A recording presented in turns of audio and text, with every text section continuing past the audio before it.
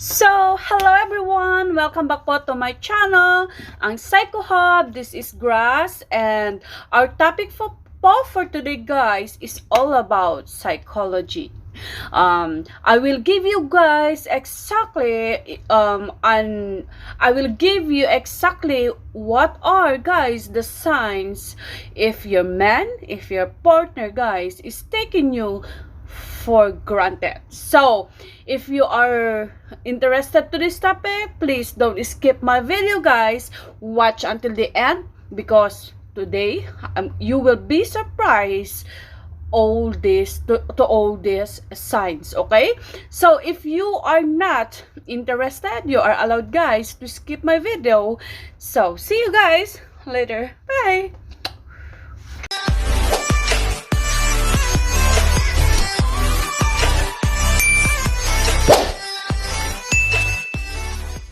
Guys, thank you for waiting for me. It's, guys, a total drug to feel like you're taken for granted. Okay? Unfortunately, guys, this happens all too often, especially, guys, in our relationships. So one partner just naturally starts to overlook what the other guys contributes. Okay, so it's easy to ignore how someone else influence your guys character and overall, guys, success. So but it's, guys, an incredibly dishonest and foolish thing to do. Okay, so with, guys, that in mind, I will give you likely signs your partner is taking you, guys, for granted. Okay, though it's not, guys, exactly hard science, the expert, guys, clues are perfect set of jumping off points for some introspections and partnership. Okay, so if any or all strike a familiar, guys, chord, okay, it may be time for a serious, guys, chat. Okay, so number one signs that your guys man are taking you for granted is that they don't seek, guys, your advice. It's, guys, natural to seek advice from those who you love and appreciate. Okay, so someone who recognizes your true importance in their life will be sure to seek your input before making any, guys, major decisions. Failing to do so is a sign that person has begun overlooking your influence, okay, thereby taking you and your perspective, guys, for granted. Okay, so number two signs that your man or your guy is taking you for granted is that they stop grooming. Okay, so sure, that the first intimate, something like that, or first honeymoon might be, guys, over. Okay, our relationship, the one I told you in my intro, relationship psychology says that that's no excuse to ignore physical component, guys, of your relationship. Okay, if your spouse gets lazy, guys, and in the grooming, if he is so lazy in the grooming department but still expects sex, you are being, guys, taken for granted. Okay, you are being taken for granted, guys. Remind them that it's till death, not till you look like that. Okay, so number three signs is they only text when they want something. Okay, if your partner is only texting you sporadically, particularly when they want, guys, something, it's a sign you're being, guys, taken for granted. Okay, so while, guys, this might be an appropriate method, guys, of communication for more casual relationships, it's wholly inappropriate, guys, for a committed one. Okay, more akin to booty call. Okay, the messenger, guys, is expecting you to respond under time, not taking into account your own. Okay, so number 4 signs your man or your partner is taking you for granted is that they put their work before you. If your partner, guys, is more committed to their job than to the relationship with you, you're being, guys, taken for granted. Okay, so while, guys, a relationship can always take precedence over the demands of the workforce, okay, they should at least be trying to balance the two. Okay, once you become more like the side hustle, it's time, guys, to reevaluate the current, guys, arrangement. Okay, number 5 signs your man is taking you for granted is that they stop keeping, guys, promises. Okay, if your partner always promise things, and the fact, guys, is people, guys, keep the word from dealing with others whom they value and respect. Okay, so as soon as someone shows a willingness, guys, as someone, guys, has willingness, guys, to diverge from promises made, it is, guys, a sign that they've ceased to value you correctly. Okay, number 6 signs is they skip the pleasantries. Okay, if, guys, a partner first question after hello is what are you cooking tonight, is you're being, guys, taken for granted. Okay, so while a long-term, guys, relationship that's faster, a more to the point, guys, style of discussion, that's no excuse, guys, to treat the other person as simply means to an end. Okay, in this case, dinner, though you both assume specific, guys, roles within the relationship, and does have certain expectation to meet, you don't cease to be for human beings deserving of some sort of conversational pretense before getting down, guys, to business. Okay, number 7 signs is they cut conversations short. Okay, so if they, guys, walk away, number 7, guys, is they cut conversation short. If they walk away, guys, or have a get off phone quickly when you're talking to them, they're, guys, taking you for granted. Okay, so when someone, guys, truly values the other person's feelings, they make sure continually, guys, cut conversations short, then leaving the other feeling, guys, unwanted. Okay, at the very least, they would call back later to finish up the talk. Okay, they are, guys, taking you for granted. Number 8 signs is when they put their friends ahead of you. Okay, if he puts his bros before you, for example, guys, is taking you, guys, for granted.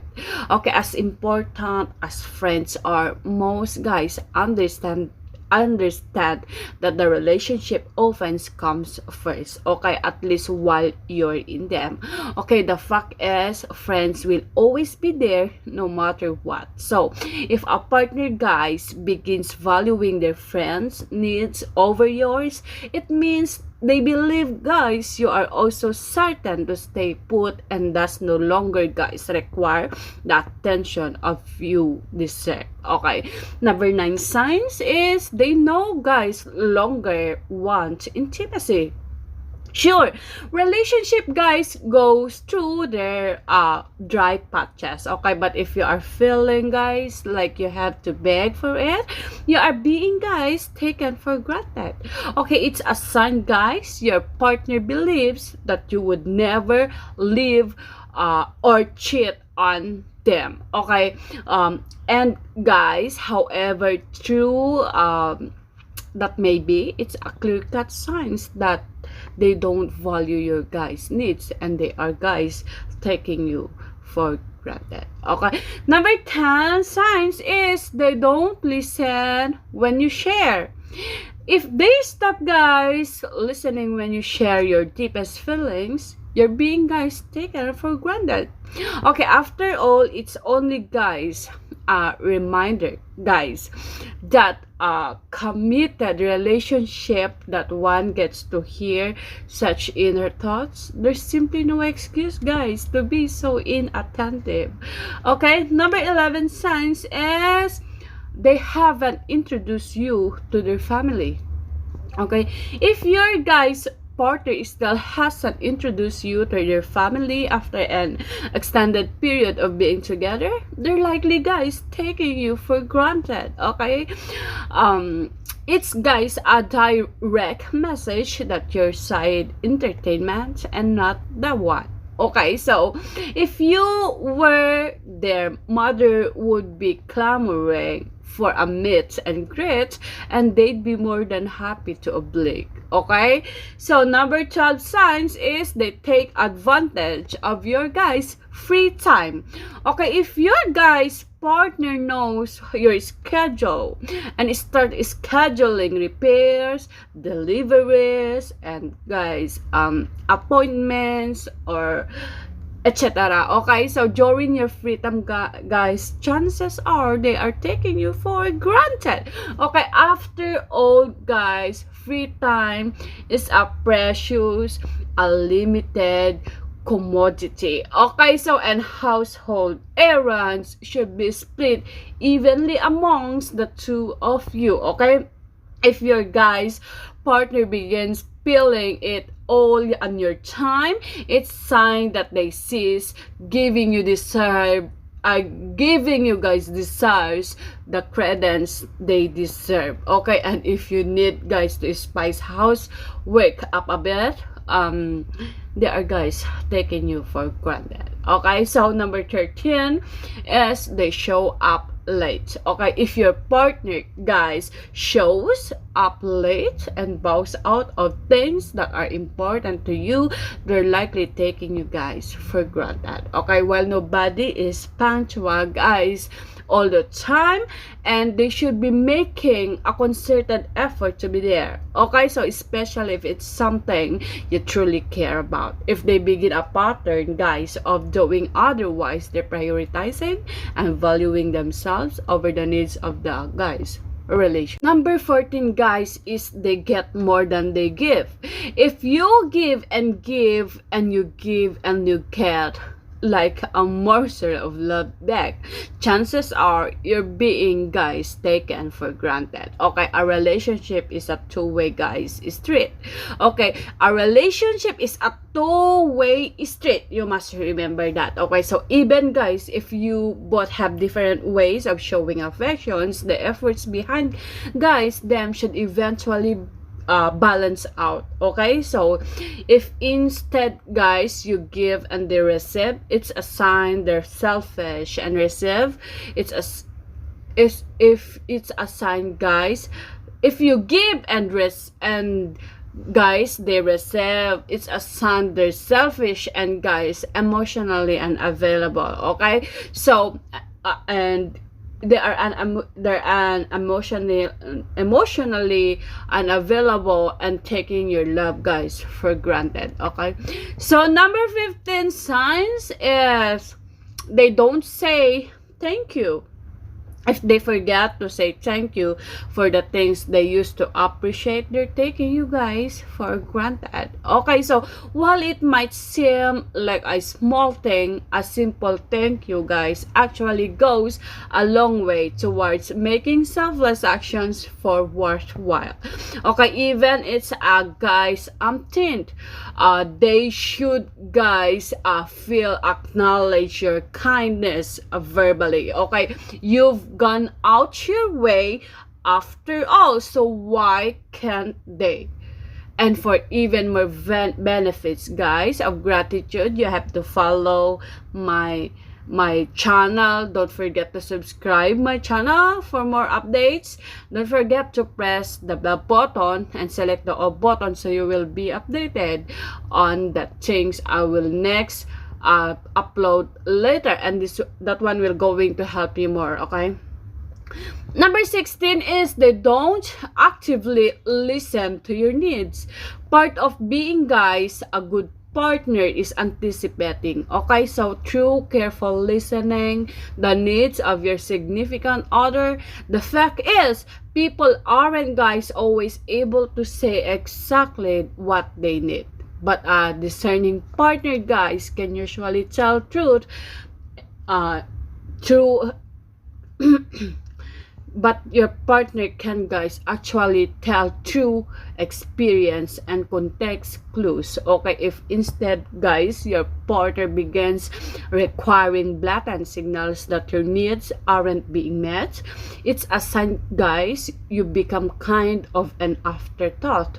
Okay, so in, guys, rather than, guys, working diligently to keep the relationship afloat, it shows they began, guys, to take a back seat. Okay, taking you for granted the connections of fulfillment you guys share. Okay, number 17 signs that they are taking you for granted is they don't call when they're going to be late. If your guys partner doesn't call when they are going to be late, it's a sure signs, guys, that they are taking you guys for granted. Okay, it's even worse, guys, if they don't apologize afterwards. They are taking liberties, guys, with you, and that they wouldn't with anyone else. Okay, not only that, they aren't, guys, respecting your time or your feelings. Okay, number 18 signs is they expect too much, guys, from you.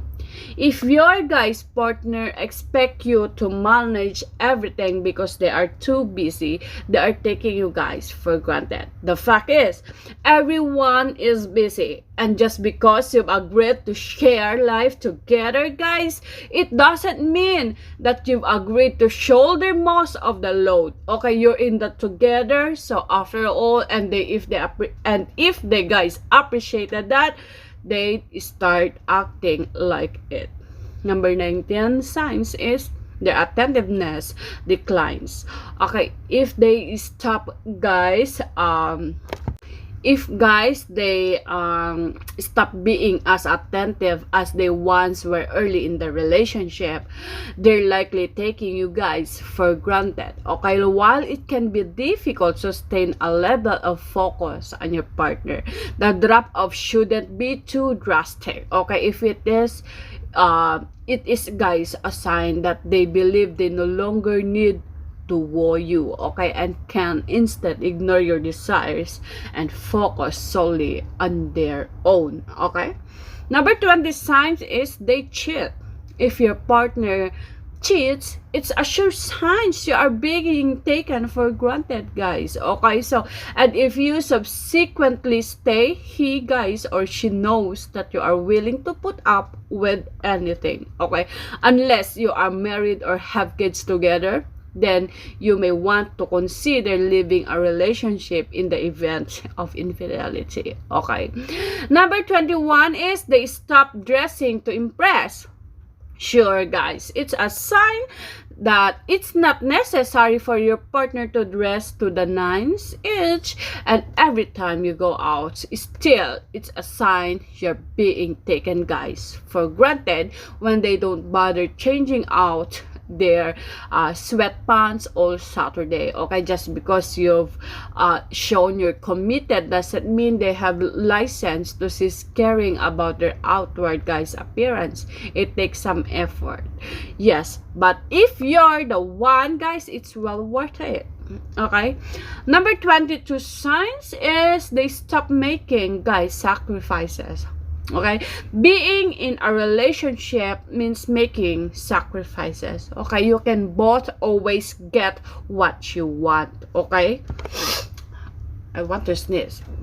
No, guys, but both always get what you want with a little guys, hard work. Okay, you can both end up more satisfied than you'd ever be alone. If your guys partner seems to lose sight of this, prioritizing all of their needs, over yours, and not even, guys, opening up to the possibility of compromise.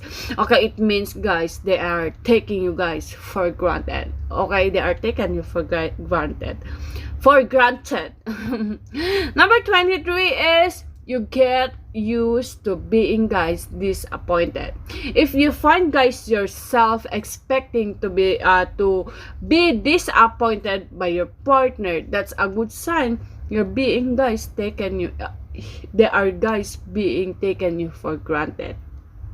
Okay, after all, guys, your own imagination should be able to envision a brighter scenario than disappointment. Okay, if it can't, it's likely due to your partner's repeated failure to live up to their word.